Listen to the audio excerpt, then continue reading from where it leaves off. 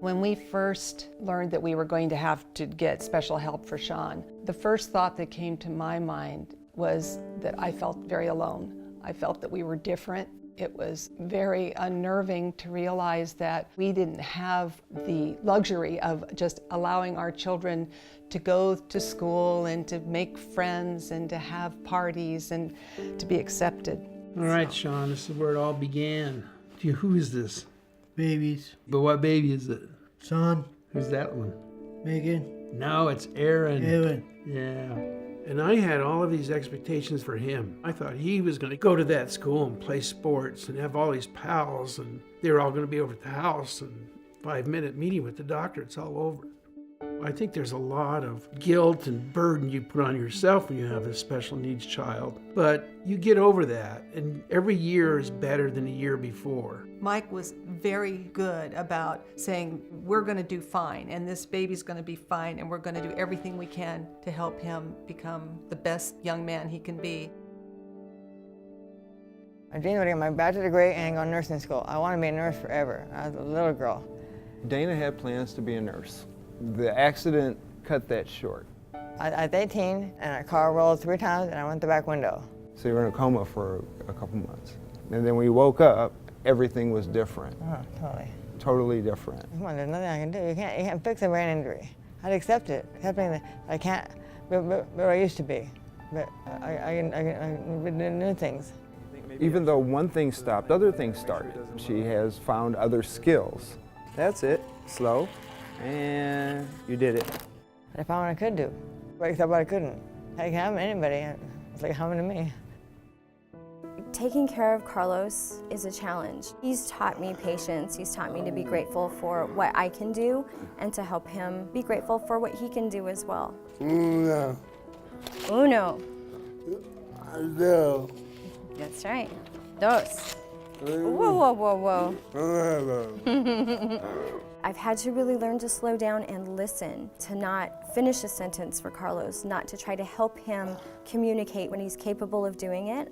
There are times when, just like this, there are moments when he wants to tell you himself, and there are other times when he'll look to me to finish an answer, but we work on that communication daily, hourly. Hourly, yes. Monday through Friday, that's correct. All right, John, you're gonna make the peanut butter jelly sandwiches for tomorrow, all right? Okay. And there's the knife, you can spread the peanut butter. I've got your bread on one side and Leah's on the other. Okay. Leah, does Johnny make your lunches every day? Yes. What does he put in your lunch? He puts my sandwich, my grapes, and crackers, and my applesauce. My brother and sister, Johnny and Leah, are intellectually disabled and they're legally blind. They live with me. They moved into my home in 2012 after my parents passed away. I don't have the independence I used to have. I can't just go off and do things when I want. I have to make sure they're being cared for. So I'm up at 5 and I probably go to bed at midnight every day. It's been difficult. Just simple things like they're on so many medications. It takes me 2.5 hours to take their medications and put them into the little Monday, Tuesday, Wednesday morning, afternoon. My greatest fear is that I would die before my siblings, and then what's going to happen to them?